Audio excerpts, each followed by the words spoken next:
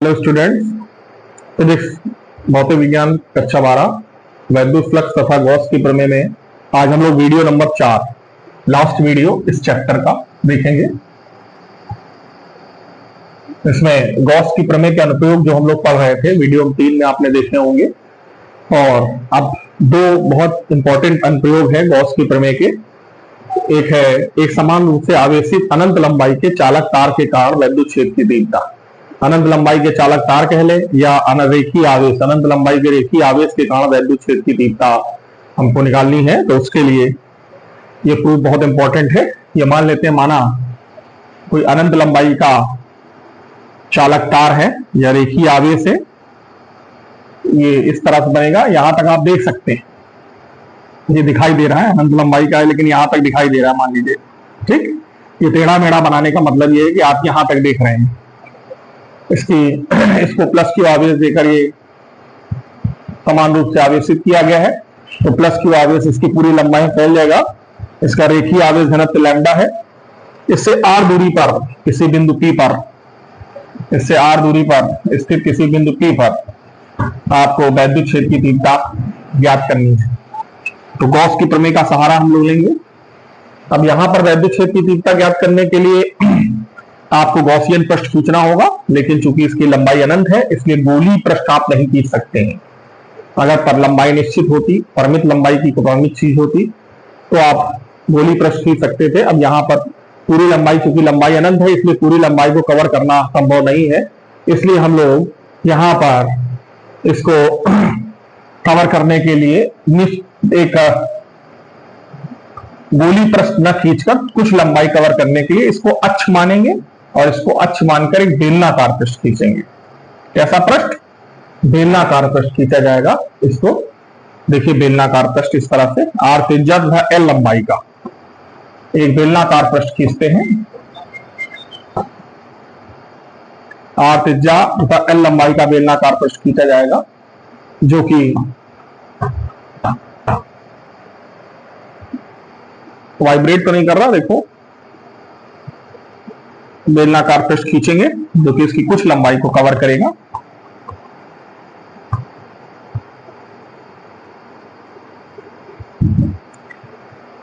बेलनाकार पृष्ठ खींचने में 3 पृष्ठ हो जाएंगे। टोटल जो बंद पृष्ठ होगा वो 3 पृष्ठों से मिलकर बनेगा। एक वक्र पृष्ठ, 2 वृत्ताकार पृष्ठ। इन तीनों पृष्ठों पर छोटे छोटे अल्प पृष्ठ लेंगे। देखिए, पी के चारों ओर एक अल्प पृष्ठ लिया, डीए।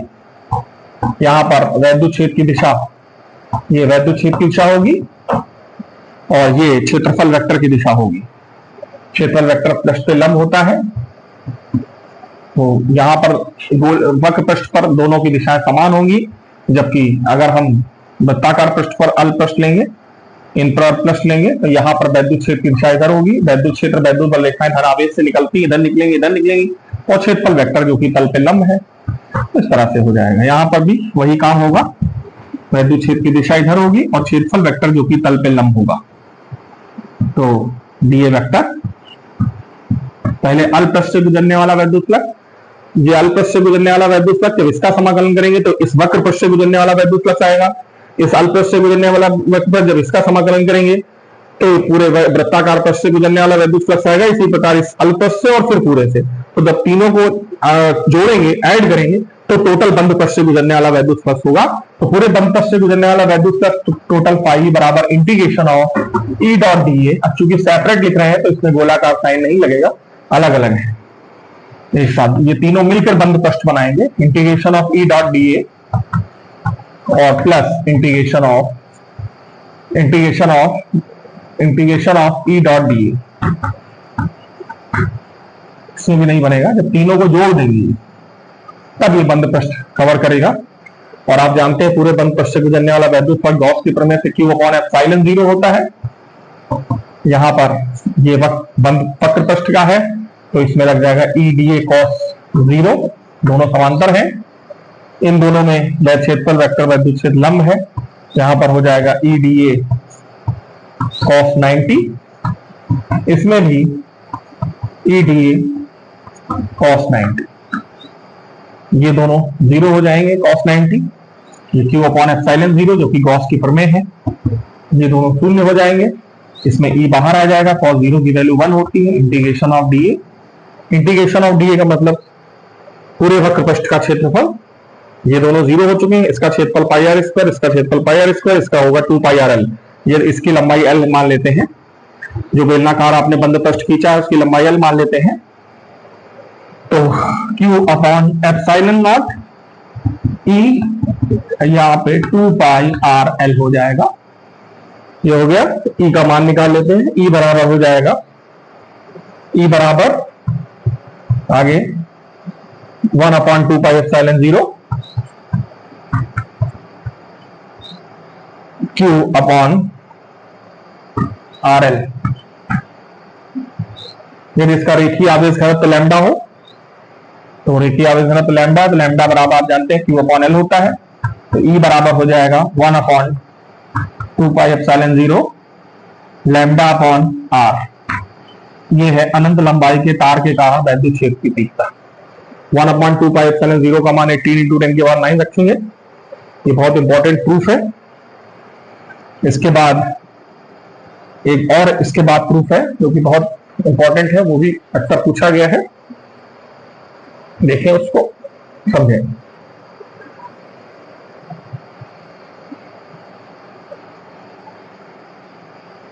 अगला प्रूफ है, एक समान रूप से आवेशित अनंत विस्तार वाली अचालक चादर के कारण, अनंत विस्तार वाली, यहां पर विस्तार का मतलब लंबाई और चौड़ाई दोनों अनंत होंगी, अनंत विस्तार वाली अचालक चादर, अचालक चादर है, नॉन कंडक्टिंग,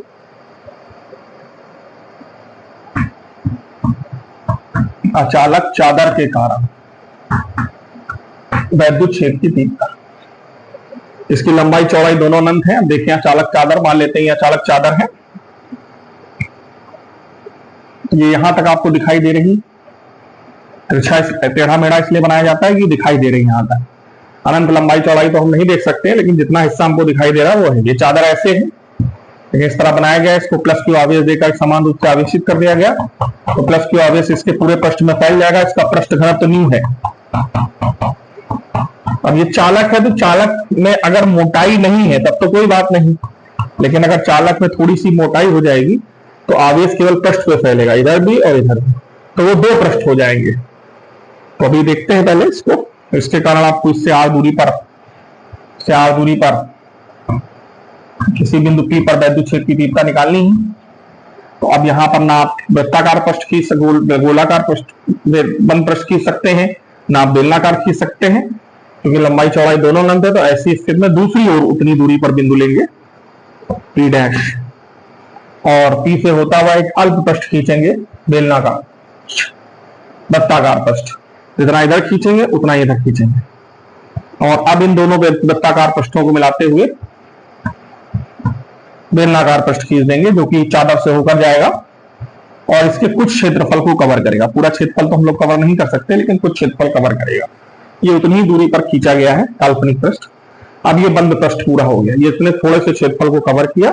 इसमें भी देखिए 3 पृष्ठ है, यहाँ पर वैद्युत क्षेत्र की दिशा इधर होगी और क्षेत्रफल वेक्टर की दिशा इधर होगी।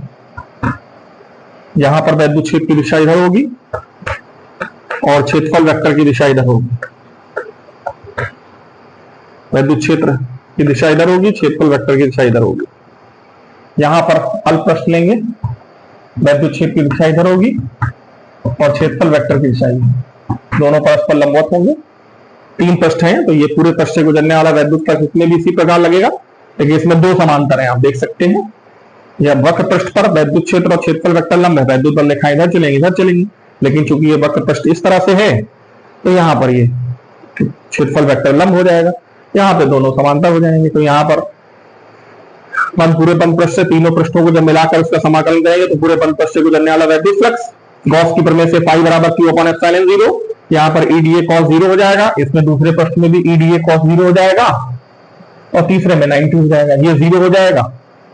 अब आ जाएगा Q अपॉन एप्सिलॉन 0 cos 0, इसमें इंटीग्रेशन ऑफ EDA, यहाँ पर EDA हो जाएगा, इंटीग्रेशन ऑफ EDA बचेगा, E बाहर हो जाएगा, Q upon epsilon not E integration of D A, E integration of D, integration of D का मतलब ये क्षेत्रफल जो कि ए हो जाएगा, क्यू वहां पर देखें Q upon epsilon 0 E A plus E A, Q upon epsilon not यहां पे हो जाएगा 2 ई ए, ई का मान निकालेंगे, ई बराबर हो जाएगा Q upon 2 epsilon not a. ये वैद्युत क्षेत्र की तीव्रता है। अगर इसका पृष्ठ घनत्व न्यू मान लें तो न्यू बराबर आप जानते हैं क्यू अपॉन ए होता है, क्यू अपॉन ए की जगह अगर आप रखेंगे तो ई बराबर आ जाएगा न्यू अपॉन 2 एप्सिलॉन 0। ये पृष्ठ घनत्व के पदों में वैद्युत क्षेत्र की तीव्रता है, वो आवेश के पदों में है। केवल अनंत विस्तार वाली चादर एक ऐसी है जिसके कारण वैद्युत क्षेत्र की तीव्रता दूरी पर निर्भर नहीं करती, जैसा कि आप देख रहे हैं। इसके बाद इसकी लास्ट हेडिंग, अगर मान लीजिए यही चालक होती और चालक होती अगर उसमें कुछ मोटाई नहीं है तब तो यही फॉर्मूला होता, लेकिन अगर उसमें कुछ मोटाई हो जाती, जैसे कि ये चादर को अगर ऐसे चादर दिखाएं इसमें कुछ मोटाई हो जाए ऐसे, और अगर आपने इसको आवेश दिया तो आवेश पृष्ठ पर फैलेगा, तब इसमें दो पृष्ठ हो जाएंगे, पहला पृष्ठ और दूसरा पृष्ठ, दोनों पृष्ठों के कारण वैद्युत क्षेत्र की तीव्रता निकलेगी। पहले के कारण भी यही होगी, मान लीजिए किसी बिंदु पर आपको निकालनी है, पहले के कारण उसकी दिशा इधर, दूसरे के कारण उसकी भी दिशा इधर, तो प्लस क्यू आवेश है, दोनों E1 E2 जोड़ देंगे, new upon 2 epsilon 0 plus new upon 2 epsilon 0 new upon epsilon 0 आ जाएगा। अगर चादर चालक है और उसमें कुछ मोटाई है तो उसके कारण जो वैद्युत क्षेत्र की तीव्रता होगी वो डबल हो जाती है। लेकिन अगर चालक चादर है उसमें मोटाई नहीं है बिल्कुल, तो फिर यही फॉर्मूला रहेगा। अचालक चादर में यही फॉर्मूला रहेगा, चाहे मोटाई थोड़ी हो चाहे ना हो, क्योंकि उसमें आवेश देने पर आवेश पृष्ठ पे फैलता है, ना कि आवेश अंदर तक भी जाता है चालक में, तो दो पृष्ठ नहीं बनते, अचालक में दो पृष्ठ नहीं बनेंगे, चालक में दो पृष्ठ बनेंगे। उसके बाद अगर यही दो चादर हम ले लें, अचालक चादर, दो अचालक चादरों के कारण अगर आपको वैद्युत क्षेत्र की तीव्रता निकालनी है, ये देखिए दो अचालक चादर है, अब ये इस तरह से दिखाया गया है, दो चादरों के कारण, दो अचालक चादरों के कारण वैद्युत क्षेत्र की तीव्रता, वैद्युत क्षेत्र की तीव्रता हम लोग देखेंगे, लास्ट इसका प्रूफ है। अब ये दो, इसमें दो आ जाते हैं, जैसे कि ये समान आवेशित हो और विपरीत आवेशित हो, तो पहला आएगा समान आवेशित हो, फर्स्ट समान आवेशित है, दोनों को धन आवेश दे दिया गया, समान आवेशित हो गया, चादर नंबर 1 चादर नंबर 2। अब इनके कारण आपको वैद्युत क्षेत्र की तीव्रता निकालनी, बीच के बिंदु P पर और बाहर, चाहे आप इधर बिंदु ले लें चाहे आप इधर ले लें, Q और अथवा Q डैश पर। तो बिंदु अगर बीच में निकालेंगे तो पहली चादर के कारण इसका पृष्ठ घनत्व न्यू है, न्यू1 मान लेते हैं, इसका पृष्ठ घनत्व न्यू, तो पहली चादर के कारण निकालेंगे तो E1 बराबर P पर, पहली चादर के कारण जब आप निकालेंगे तो E1 बराबर न्यू अपॉन 2 एप्सिलॉन 0, फार्मूला वही लगेगा न्यू1। दूसरी चादर का जब आप निकालेंगे E2 बराबर न्यू2 अपॉन 2 एप्सिलॉन 0, इसके कारण देखिए धन आवेश है, इधर वैद्युत लिखा है, इसकी दिशा इधर होगी और इसके कारण इधर होगी, दो एक से ज्यादा वैद्युत क्षेत्र की तीव्रता दिशा के हिसाब से परिणामी निकलेगा, दोनों विपरीत है तो परिणामी E बराबर हो जाएगा E1 माइनस E2, ये हो जाएगा, इसमें घटा दीजिए 1/2 एप्सिलॉन 0 कॉमन हो जाएगा, न्यू1 माइनस न्यू2 आ जाएगा। और अगर चादरें एक ही पदार्थ की हैं तो पृष्ठ घनत्व समान होंगे, तब वैद्युत क्षेत्र की तीव्रता 0 हो जाएगी। यानी अगर एक ही पदार्थ की दो चादरें हैं तो उनके कारण उनके बीच में वैद्युत क्षेत्र की तीव्रता 0 होती है।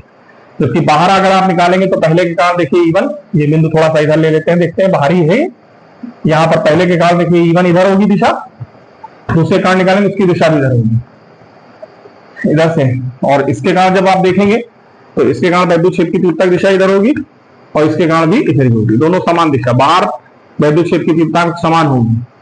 तो बिंदु Q अथवा Q डैश पर, Q अथवा Q डैश पर जब आप निकालेंगे E1 बराबर वही न्यू अपॉन न्यू1 अपॉन 2 एप्सिलॉन 0, E2 बराबर पहले का चादर का दूसरे का न्यू अपॉन न्यू2 बराबर 2 न्यू2 अपॉन 2 एप्सिलॉन 0, E बराबर E1 प्लस E2,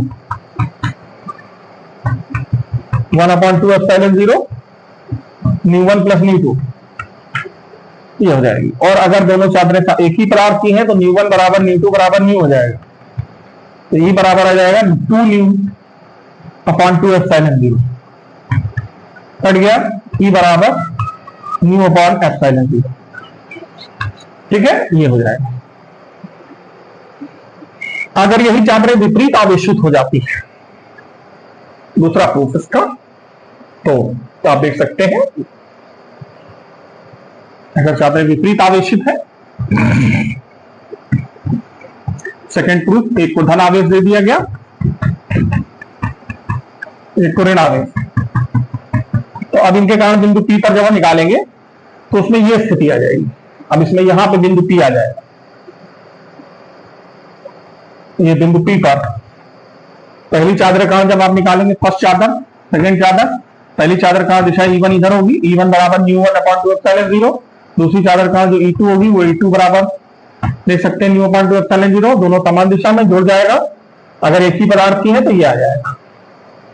और अगर आप बाहर निकालेंगे Q अथवा Q डैश पर, Q अथवा Q डैश पर, तो इसमें ये आएगा Q अथवा Q डैश पर। उसमें देखिए पहली चादर का धन आवेश है, इससे वैद्युत रेखाएं निकलेंगी बाहर, E1 इधर होगा, ये ऋण आवेश है, इसके कारण वैद्युत क्षेत्र की तीव्रता इधर होगी, E1 E2 विपरीत है। और इसमें जब पहली चादर का निकालेंगे तो E1 इधर होगा और दूसरी चादर का निकालेंगे तो E2 विपरीत है। तो पहली चादर का दूसरी चादर का दोनों परस्पर विपरीत दिशाओं में है, परिणामी घट जाएगा। और अगर एक ही पदार्थ की है तो वैद्युत क्षेत्र की तीव्रता 0 होगी। यानी अगर दो विपरीत आवेशित चादरें हैं तो उनके कारण बाहर वैद्युत क्षेत्र की तीव्रता 0 होती है, और अगर समान प्रकार की चादरें हैं तो उनके कारण बीच में वैद्युत क्षेत्र की तीव्रता 0 होगी। ओके।